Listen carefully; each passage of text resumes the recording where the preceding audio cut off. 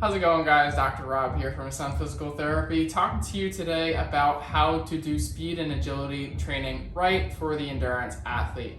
A lot of times when I'm working with my endurance athletes, or I see other athletes in the endurance world, whether you're a runner, cyclist, triathlete, I see that in the training plan that the speed and agility work is not necessarily done right. There's not even agility work really done in endurance athletics, but it is vitally still important. I'm going to tell you why today. We'll start off with that only because doing agility work and doing endurance athletics, we do want to make sure that our feet are getting on and off the ground, especially if we're running. The more time that we are spending on the ground, the more likely and prone we are to getting injury, because that's more strain that we are having through our bodies. And if we're doing a 5K, we're taking about 5,000 steps per 5K. So that's a lot of stress that you're putting through your body. So making sure that you're training to get your feet on and off the ground is something that you do want to be focusing on, and that is done through agility training.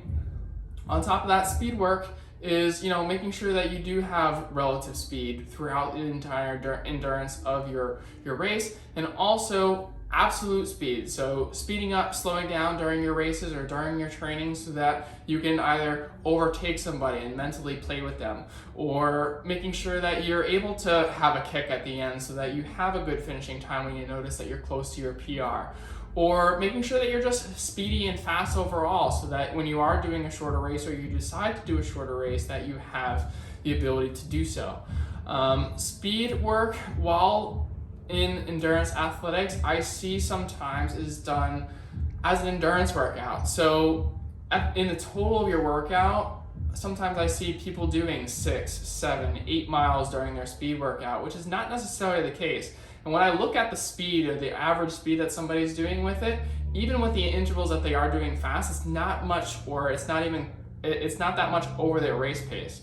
So if you're doing a short interval such as a 400 meter and you're doing it at your 5K race pace, that's not necessarily what's going to make you faster.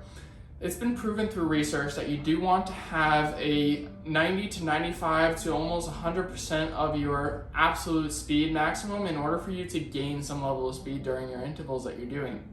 So making sure that you're doing those speed intervals very speedy, and then you're cutting it back so that when you're doing your recovery, your rest phases during your speed workout, that you're making it so that you're actually recovering, and it should be slower. So in the end, if you're doing your endurance workout, your speed workout, and you're getting it to the point where you have the 3 miles, 4 mile mark, but you're doing it speedy and fast enough so that you're gaining speed, that is appropriate. If you're noticing that you're creeping up to 5, 6, 7 miles, like you're doing like a longer workout, probably not appropriate for you, and you probably do need to change something up.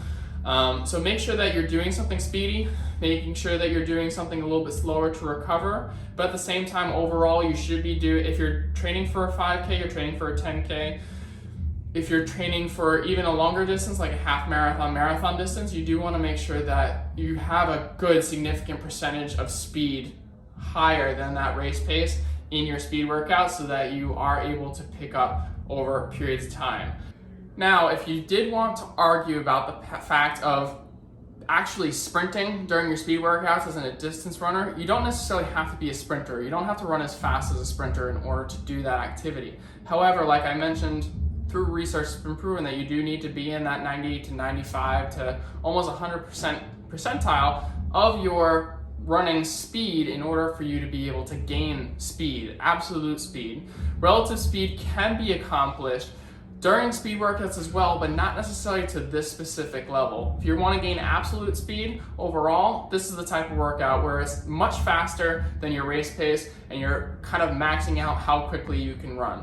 But if you're trying to gain relative speed, you want to build faster than race pace intervals into your fartlek runs, or if you're going to be doing anything specific on the track, you want to be doing something that's still faster than your race pace over a longer distance. So if you're training for a 5K, for example, and you're trying to do 1 mile repeats, you want to make sure that's faster than you're definitely faster than your 5K pace, and you do want to make sure that it's almost close to within 80 to 85 to almost 90% of what your 1 mile PR should be, so you're able to repeat. You do want to make sure that you're taking that rest in between, but you do want to be able to make sure that you're running faster so that you're able to ensure that over time, when you combine those 3 1 mile repeats, for example, for the 5K, that you can combine it and be faster the next time you actually compete in that race.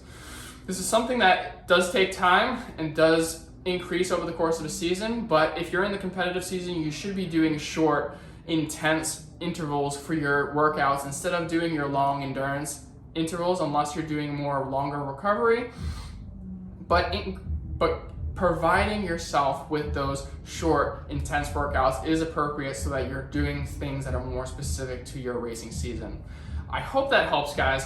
And if you have any questions, leave them down in the comments below. If you're not already subscribed to us already, make sure you subscribe and like our posts so that you can get all the further tips and tricks we're going to be posting. And lastly, make sure that you're following and liking us on Instagram, Facebook, TikTok, so that you're making sure that you're getting every single piece of content that we have coming out.